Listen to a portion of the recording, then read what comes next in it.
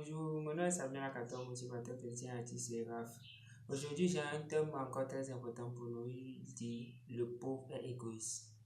Le pauvre est égoïste parce que le pauvre, c'est quelqu'un, selon cette vidéo, le pauvre, c'est quelqu'un qui travaille que pour soi. Le pauvre, c'est quelqu'un qui ne pense pas aux autres, qui ne veut pas avoir assez. Le pauvre, c'est quelqu'un qui ne veut pas être riche, selon cette vidéo. Donc, je vais vous lire quelque chose dans 2 Corinthiens 9, verset 8. Il dit quoi? Il dit, et Dieu peut vous combler de toutes sortes de grâces, afin que possédant toujours en toutes choses de quoi satisfaire vos besoins. Il a dit que Dieu peut vous combler de toutes sortes de grâces, afin que possédant toujours en toutes choses de quoi satisfaire vos besoins. Ça, c'est satisfaire vos besoins personnels d'abord. Et puis il dit quoi encore? Il dit, vous ayez encore en abondance pour pouvoir, pour toute bonne œuvre. Il a dit quoi? Vous ayez encore en abondance pour toute bonne œuvre. Donc, Dieu vous comble de toutes sortes de grâces. Premièrement, que vous ayez pour pouvoir satisfaire vos propres besoins d'abord. Et ayez en abondance pour faire des bonnes œuvres, genre aider les gens et donner aux gens, mettre quelqu'un à quelque part, faire quelque chose pour quelqu'un et tout. Tout ça, ça dépend de votre responsabilité. C'est pour cela que Dieu vous bénit. Dieu ne vous bénit pas que pour vous-même. Être pauvre, c'est de ne pas avoir assez pour pouvoir aider les autres. Tu dis, j'ai pas besoin de beaucoup d'argent, j'ai plus besoin de rien, ma famille mange à sa faim, je ne dois à personne et tout. Quand je reviens du boulot, ma femme est là, mon enfant est là, et il va à l'école, il revient, nous sommes en paix et tout, nous n'avons besoin de rien. Bon, ok, vous avez besoin de rien. Ta famille est là, toi et ton enfant là, vous avez besoin de rien.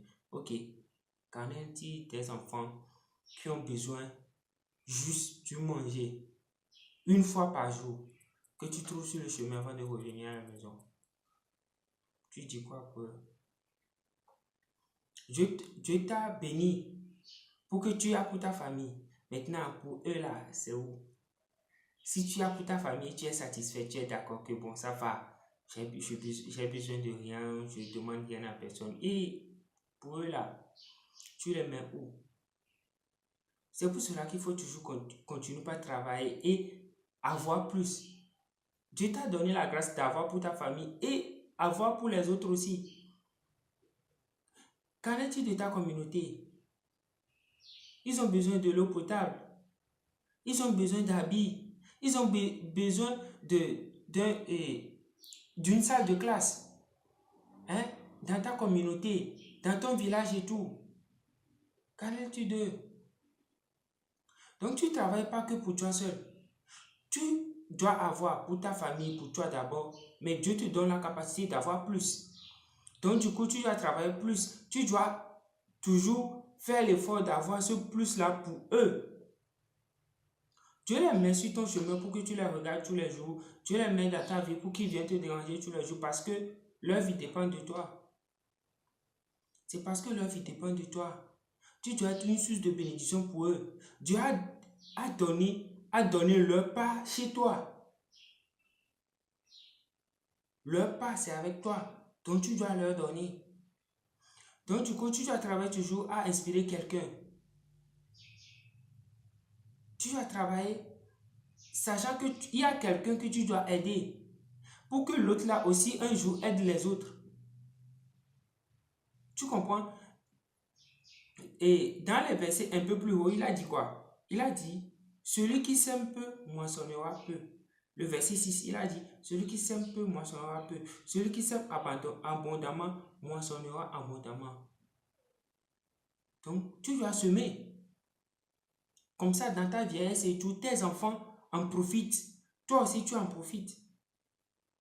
Donc, du coup, tu ne travailles pas que pour toi et ta famille et puis c'est fini. Si tu dis que tu ne veux pas être riche là, oui, tu ne veux pas être riche, que ce que tu as, c'est bon, oui, pour toi, c'est bon. Toi, tu as déjà pour toi. Ta famille a déjà ça. Ta famille vit bien. Les autres là, les enfants qui sont dans la route là. Donc, tu dois penser toujours à eux. C'est là-bas que tu es égoïste si tu ne veux pas avoir plus. C'est là-bas que tu es égoïste. Ceux qui sont au chômage là, toi aussi tu as ta part à jouer, tu as ta carte à jouer. Si tu crées un petit business, tu embauches 2-3 personnes, tu leur donnes de l'argent fin du mois là, tu leur donnes des salaires. Tu aides l'État. Parce que toi aussi tu es dans l'État. Tu fais quelque chose. Tu changes la vie de quelqu'un. Par toi, quelqu'un arrive à manger à la maison. Et lui aussi, peut-être, il arrive à donner à d'autres personnes.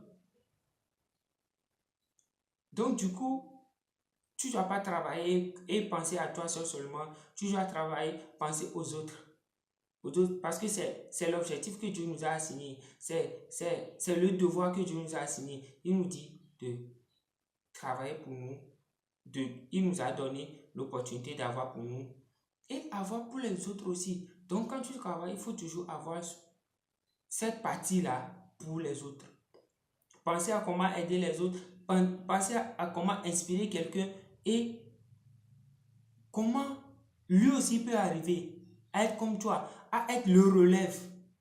Il y a des personnes à qui Dieu a donné beaucoup de chance d'avoir beaucoup de talent, mais ces personnes sont tellement égoïstes jusqu'à ce qu'ils meurent avec leur talent-là. Ils ne veulent pas transmettre ça à quelqu'un d'autre. Ils se disent que si ils transmettent ça à quelqu'un, que la personne-là, un jour à l'autre, il sera son patron et tout. Non, mais c'est pas comme ça. Si toi, tu refuses de transférer ton art, ce que Dieu t'a donné, et qui marque le monde là, à quelqu'un, et tu meurs avec ça, qu'est-ce que tu as donné de profitable au monde?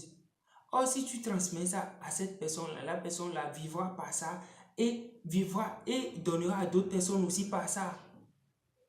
Donc, il faut toujours penser à comment aider les gens, comment changer la vie des gens, parce que leur vie dépend de ta main. Leur vie dépend de toi. C'est pour cela qu'il faut travailler d'une façon à gagner, pas une façon à échouer. Parce que si tu échoues, les autres aussi vont échouer. Allez, bonne journée.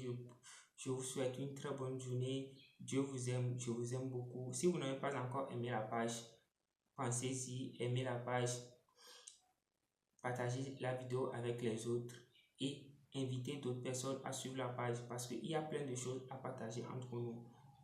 Merci, à tout à l'heure.